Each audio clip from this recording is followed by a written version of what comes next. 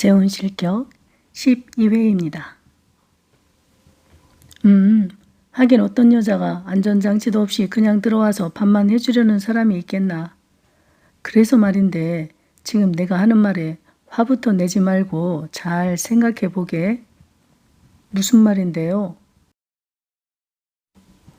자네가 가지고 있는 그 건물은 혼인 신고하기 전에 아무래도 자네 딸들 앞으로 옮겨 놓는 게 어떤가 하고 말이야.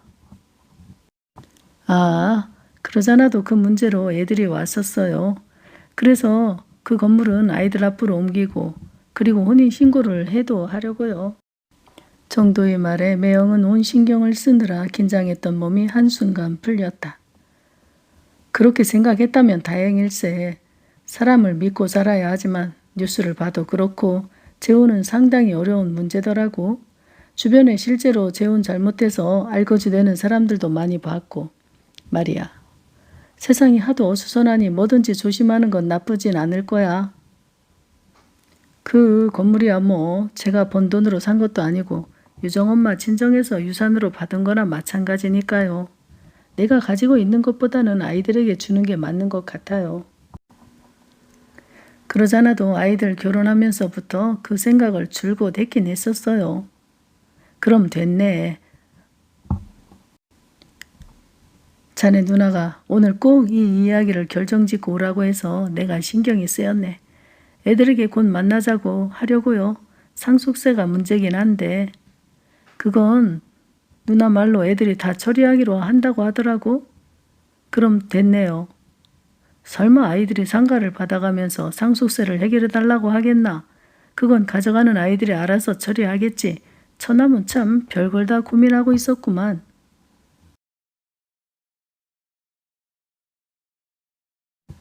소영은 아는 부동산을 통해 땅을 보고 오면서 그 땅에 집을 짓고 싶은 마음에 안달이 나 있었다. 돌아오는 길에 친구 경선에게 전화해서 급히 보자고 했다.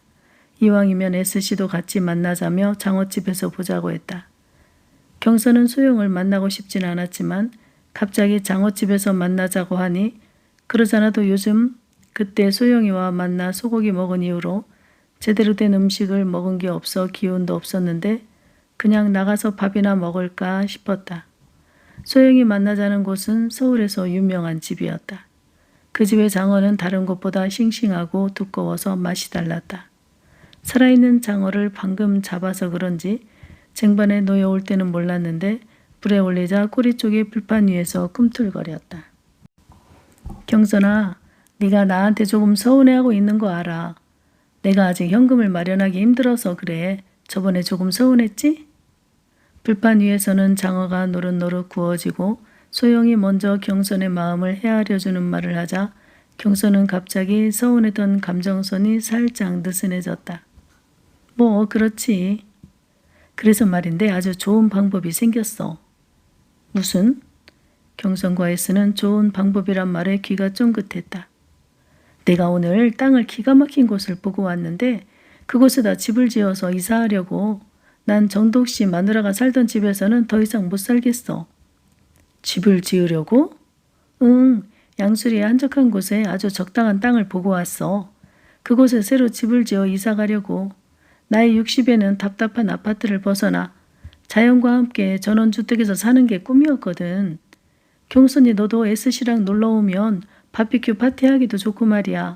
그리고 가끔은 둘이 와서 쉬었다 가도 돼. 뭐 가능하다면 자고 가도 되고.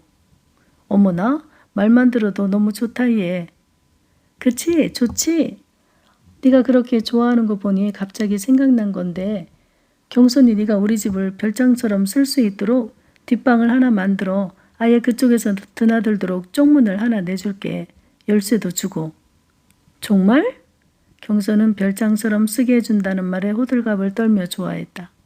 S도 가끔 별장처럼 쓰게 해준다니 경선과 만나 모텔로 가지 않고 이곳으로 와서 바비큐 파티도 하고 모텔비도 아끼면 좋을 것 같았다.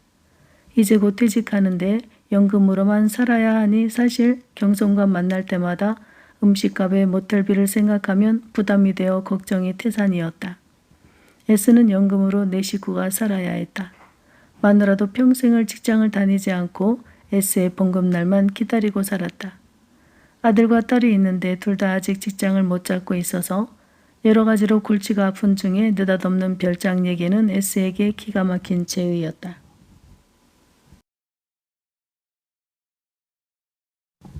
그래서 말인데 내가 정도 씨에게 마누라 살던 집에서 못 살겠다고 하며 양수리로 집을 지어 나가겠다고 강력히 말할 테니 조금 도와주라고.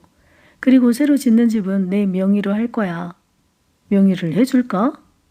우리가 혼인신고를 하려고 보니까 죽은 아내한테 나오던 유족연금이 정도 씨와 내가 혼인신고를 하면 이제 끝나더라고. 그거야 당연하지. 그런데 난 그 생각을 까마득히 못했었어. 그래서 혼인신고를 하자고 졸랐다가 막상 그렇게 된다는 설명을 들으니 너무 아까운 거야. 그렇긴 하네. 학교 선생이었으니 연금도 꽤 많을 텐데. 그래서 일단 혼인신고를 미뤘는데 마침 잘 됐어. 집을 지어 나가면서 그 집을 내 명의로 하지 않으면 안 살겠다고 하려고. 그거 말이 되네. 혼인신고도 해놓지 않고 살다가 그럴 일이 없겠지만 만약에 헤어지게 된다면 넌 쪽박이잖아. 혹시 모르지만 안전장치도 없이 살다가 정도 씨가 먼저 죽을 수도 있는 문제고. 경선은 쪽문을 내주고 키를 준다고 하자 갑자기 소영의 편에서 말이 나왔다. 사실 소영을 만나면 좀 툴툴거려 소영을 불편하게 할 작정이었는데 그런 마음은 떠오르는 태양 아래 안개가 순식간 사라지듯 사라져버리고 말았다. 내 말이 그래서 내가 요즘 고민했는데 그렇다고 아파트 명의를 내 앞으로 해달라는 건 조금 무리가 있다 싶어서 아예 전원주택을 지어 나가자고 꼬드기려고. 그거 기발하다. 전원주택은 땅하고 다 해서 얼추 계산해보니 10억 안팎 정도 들 것 같아. 거절하지 못할 정도의 애매한 금액으로 괜찮겠지? 역시 넌 머리가 잘 돌아간다. 나 같으면 그런 생각조차도 못했을 텐데. 그러니까 집이 완공되어 내 앞으로 등기 내는 날 정말로 자동차 한 대 선물할게. 그럼 퇴직하고도 얼추 맞아 떨어지게 되니 내가 S씨에게 퇴직 선물로 차 선물한다는 처음 약속을 지키게 되는 거잖아. 알았어. 그거 정말 좋은 방법이다. 양수리가 아니더라도 서울 근교에 별장 가지고 있는 사람들 이야기 들으면 그렇게 부러웠는데 그렇게 되면 우린 정말 굿이지. 정말 뒷방 하나는 우리가 수시로 들락거려도 괜찮은 거지? 경선도 S가 퇴직하면 모텔비나 음식값을 감당하지 못할 것 같아 자기가 부담하자니 그것도 속상해서 요즘 스트레스가 이만저만이 아니었다. 그렇다고 S를 안 만나자니 그동안 정도 들었고 그리고 무엇보다 둘은 섹스가 잘 맞았다. 경선이 S가 경제적으로 여유가 없어 잠깐 딴 남자를 만났었는데 돈은 잘 쓰는데 문제는 섹스가 전혀 맞질 않아서 재미가 없어 바로 만남을 그만두었었다. 그러나 친구 소영에게는 말하지 않았었다. 더더욱 S에게는 내색도 비치지 않았다. 그건 혼자만의 영원한 비밀이어야 했다. 그런데 소영의 뜻밖의 제안으로 전원주택의 뒷방을 하나 거저 얻게 되었으니 이보다 좋을 수는 없었다. 그래, 그러니까 내가 굳이 긴 말 안 해도 알았지? 알았어. S씨, 우리가 함께 힘껏 도와주자. 경선은 S를 바라보며 그렇게 하자고 말했다. 경선은 이곳에 오기 전까지 계속 소영의 일로 질투 때문인지 머리가 아팠었다. 그런데 별장처럼 쓰라며 전원주택 별채 열쇠를 준다니 뜻밖의 반가운 소리에 지금 흥분된 상태였다. S는 이래도 좋고 저래도 좋으니 무조건 좋다고 했다. 그래서 이제 질투보다는 이것도 다 팔자련이 생각하기로 했다. 여자 팔자는 남자를 누굴 만나느냐에 따라 바뀌기도 하니까. 이제 경선이가 도와준다고 약속까지 받았겠다. 소영은 본격적으로 잔머리를 굴리기 시작했다. 여보, 나 당신 아내가 만들어 놓은 간장이니 된장단지니 베란다에 있는 저 지저분한 것 좀 다 갖다 버리면 안 돼요? 아니, 저 간장단지가 지저분하다고? 정도는 펄쩍 뛰었다. 애들 엄마가 죽기 전 그 아픈 몸으로 가족들이라도 건강하게 살아야 한다며 죽을 힘을 다해만 힘들게 만들어 놓은 건데 그걸로 요리하면 되지. 그걸 왜 내다 버려? 아유, 요즘 아파트 베란다에 단지를 두고 사는 사람이 어디 있어요. 그리고 그렇게 건강 챙기고 집에서 만든 음식 먹은 사람이 왜 먼저 죽어요? 주변에 보면 그렇게 건강 따지고 칼로리 따지고 유별난 사람들이 다 암에 걸려 먼저 죽더라. 소영은 말하면서 아주 넌더리를 치며 몸을 떨었다. 정도는 소영의 말에 극도로 화가 났다. 아니, 당신은 말이 좀 심하군. 난 다른 건 몰라도 내 아내를 모욕하는 말투는 참기 힘들어. 정도는 처음으로 소리를 높였다. 참네, 어이가 없네요. 내가 힘들다는데 지금 죽은 아내 편을 드는 거예요? 아니, 죽은 사람을 가지고 편이 어딨나? 아유, 고리타분해. 앞으로 살 여자 비위를 맞춰야지. 어디서 내 앞에서 죽은 사람 역성을 들어요? 내가 그동안 얼마나 참다 말한 줄이나 아세요? 아무튼 난 저 항아리를 사람 시켜 다 갖다 버릴 테니까 그리 알아요. 쳐다보면 화병도 나고 집에 냄새도 나고 요즘 어떤 사람이 집에서 저런 걸 아파트 베란다에 놓고 살아요. 위아랫집에서 냄새 때문에 얼마나 힘들겠어요. 그리고 당신 저쪽 방에 있는 아내 사진하고 아내 물건도 다 정리해요. 그 방에 들어가면 아주 섬찟하다니까요. 그 방은 당신이 굳이 들어갈 필요도 없잖아. 소영은 말 나온 김에 아예 그동안 참고 있던 말을 다 쏘아붙였다. 아니, 그 방을 꼭 안 들어간다 해도 그렇지. 거실에 앉아 있어도 그 방에 죽은 여자가 있는 것 같아 소름이 끼쳐 미치겠다니까요. 아니, 정말 오늘 말이 좀 심하구려. 내 말이 심하다고요? 당신은 여자 입장을 어쩜 그렇게 몰라요. 그리고 말이 나왔으니 하는 말인데 새 사람들이었으면 새 집으로 옮기는 게 예의지. 어떻게 병들어 죽은 아내가 있는 집으로 나를 들여요? 나를 무시해도 유분수지? 아니, 당신이 들어온다고 먼저 부탁해서 이렇게 된 걸 가지고 난데없이 왜 엉뚱한 트집을 잡고 그래? 정도는 어이가 없었다. 아내를 가리켜 저 죽은 여자라는 말에 화가 극도로 치밀었다. 갑자기 죽은 아내가 이 모습을 보고 있을까 싶어 허공을 두리번거리며 당황했다. 처음으로 소영을 집으로 들인 걸 후회했다. 내가 들어온다고 한 것은 당신 혼자 밥해 먹는 게 안타깝고 그리고 당신을 사랑하는 마음으로 얼른 당신 밥 해주고 빨래 해주고 싶어서 급한 마음에 그런 거고요. 지금은 또 다르잖아요. 정도는 소영의 말을 들으면서 잠시 화를 누그려들었다. 사실 소영은 알뜰했고 음식 솜씨도 좋아 밥을 먹고 돌아서면 그 다음 끼니가 뭘까 궁금할 지경이었다. 그렇게 하루 세 끼니를 알뜰하게 차려주는 여자에게 소리를 지른 걸 바로 후회하고 있었다.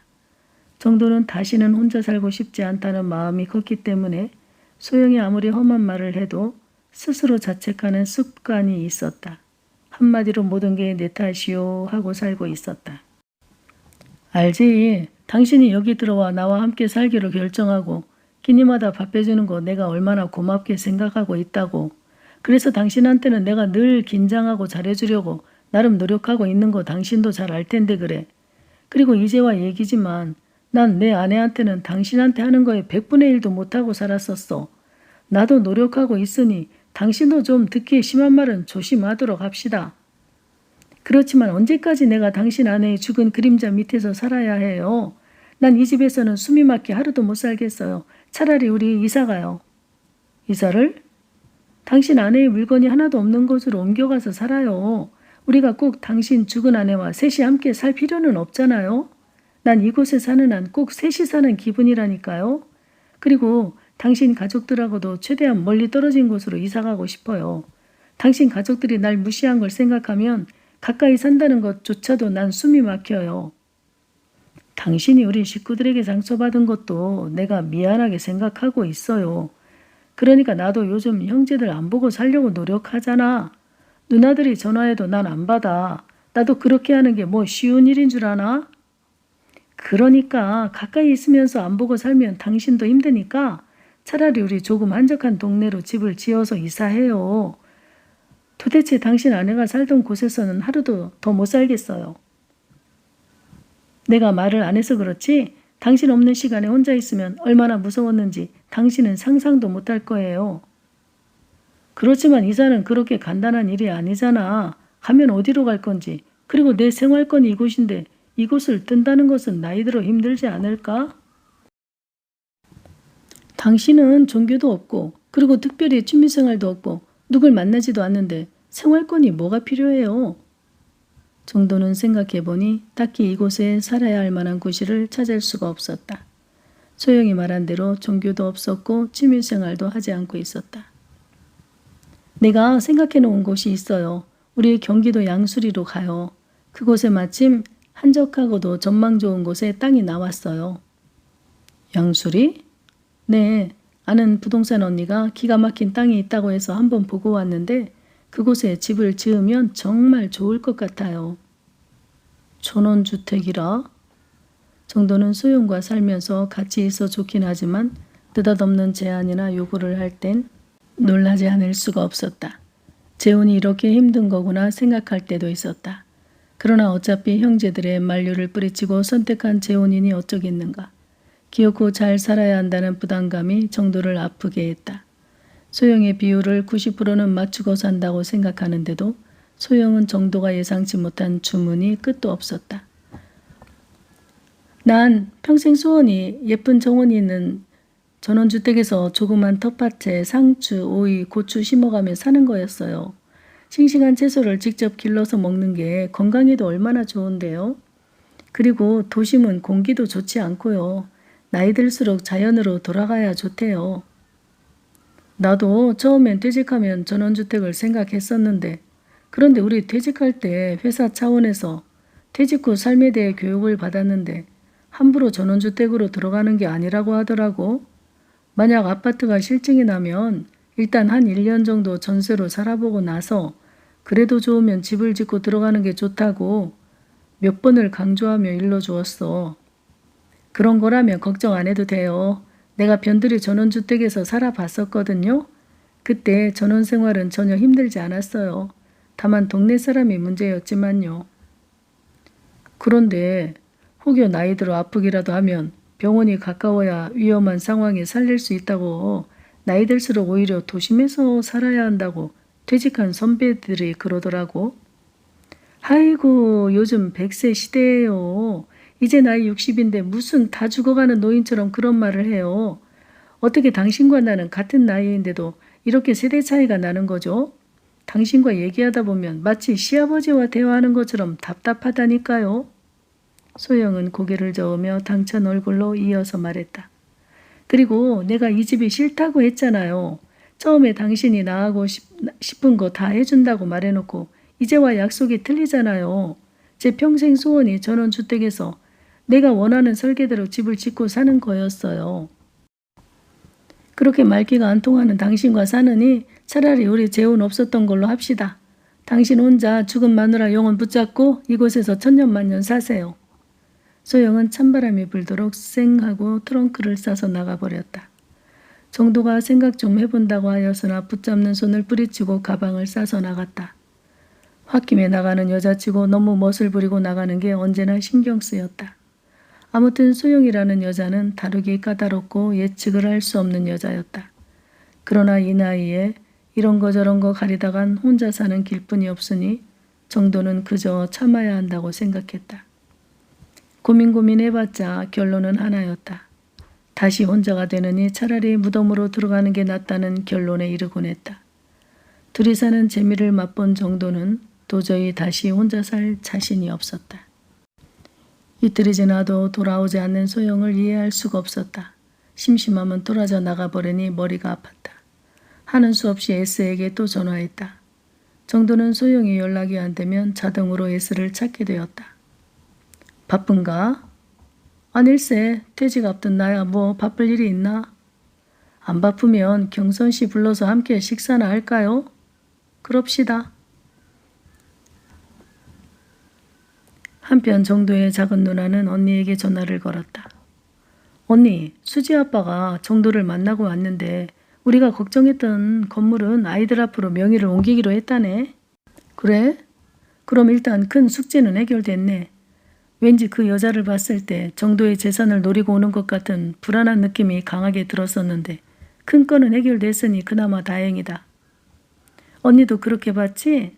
나도 그래. 완전 어디서 날라리 같은 게 우리 집안에 들어와서 우리까지 괜히 머리가 아프네. 그러게 말이다. 유정이 유리도 그 아빠가 같이 사는 여자를 보고는 혀를 차더라. 세상에 어떻게 아빠가 그런 여자한테 빠질 수가 있냐며 말이다. 정도만 모르지 우린 다 그렇게 느껴지는 게 있잖아. 사람이 사랑에 빠지면 곰보가 보조개로 보인다더니 내 원참. 그게 무슨 말이니? 곰보가 보조개라니? 아니 있잖아. 어떤 사람이 선을 보고 와서는 그러더래. 오늘 만난 여자는 얼굴에 보조개가 많다고. 그래서 도대체 얼굴에 보조개가 많다니 무슨 말인가 했는데 나중에 결혼하고 보니 글쎄 얼굴이 얼기설기 얽혔더래. 얘는 언니가 어이없어하며 웃자 동생도 따라 웃었다. 원래 사랑에 빠지면 주변에서 아무리 말해줘도 알아듣질 못하니까 할 수 없지 왜 뭐. 그것도 다 제 팔자대로 사는 거지. 참 그리고 언니 내 친구 수경이 있잖아. 자살했어. 아니 수경이가? 유서도 한 장 없이 죽어버린 거야. 전화가 통 안 돼서 꽃가게를 가봤더니 문이 닫혀 있길래 주변에 물었더니 쉬쉬하면서 말해주더라고. 아니 그럼 수경이 아이들의 엄마가 돌아가셨는데 친구들에게 연락도 안 했다니? 나중에 수경이 아이들하고 어떻게 통화를 했는데 그게 무슨 병에 걸려 죽은 것도 아니고 자살이라 경황이 없어 그만 연락을 다 못했다는 거야. 가족들끼리 간단히 지냈다고 하더라고. 아이고 그 알토란 같은 아까운 애가 어쩌면 끝이 그러니? 얼마나 재혼한 사람이 술 먹고 힘들게 했으면 뛰어내렸겠어. 평소에 남편하고는 도대체 대화가 안 된다고 하더라고. 심장이 터져 죽을 것 같다고 하더니 아무튼 마음이 너무 아파.